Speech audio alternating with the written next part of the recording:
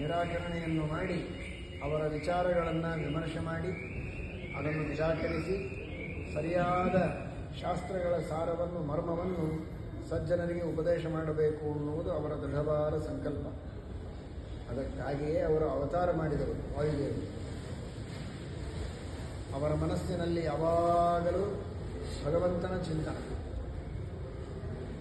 ಇನ್ನೊಬ್ಬರಿಗೆ ಉಪದೇಶ ಮಾಡುವುದಕ್ಕೆ ಮಾತ್ರ ದೇವರಲ್ಲ, ರಮಾವರಾವಾಸ ಭುವ, ಯಾವಾಗಲೂ ಆ ಪರಮಾತ್ಮನ ಚಿಂತನವನ್ನು ಮನಸ್ಸಿನಲ್ಲಿ ಮಾಡುವವರು. ಅಂತಹ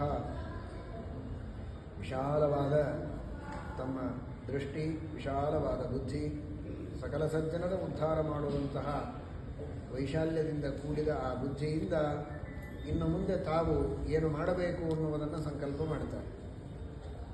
ನಮಗೋಸ್ಕರ ಇಂತಹ ದೊಡ್ಡ ಅನುಗ್ರಹವನ್ನು ಮಾಡಿ ಬಹಳ ದೊಡ್ಡ ಪ್ರತಿಜ್ಞೆಯನ್ನು ಸಂಕಲ್ಪವನ್ನು ಮಾಡಿದ ಆ ಶ್ರೀಮದ್ ಆಚಾರ್ಯರಿಗೆ ಅನಂತ ನಮನಗಳನ್ನು ನಾವು ಸಲ್ಲಿಸಬೇಕು. 2ನೇ ಶ್ಲೋಕ. ಅನನ್ಯ ಸಂಗಾತ್ ಗುಣ ಸಂಗೀತಾ ಹರೇ, ಅನನ್ಯ ಸಂಗಾತ್ ಗುಣ ಸಂಗೀತಾ ಹರೇ, ಜನಸ್ಯ ಮಾನಂತು ವಿಶಿಷ್ಟ ಚೇಷ್ಟಿತಂ, ಜನಸ್ಯ ಮಾನಂತು ವಿಶಿಷ್ಟ ಚೇಷ್ಟಿತಂ, ಅಸಂಗಮಸ್ಮಾತ್ ಪ್ರಗತೀಕರೋಮ್ಯಹಂ, ಅಸಂಗಮಸ್ಮಾತ್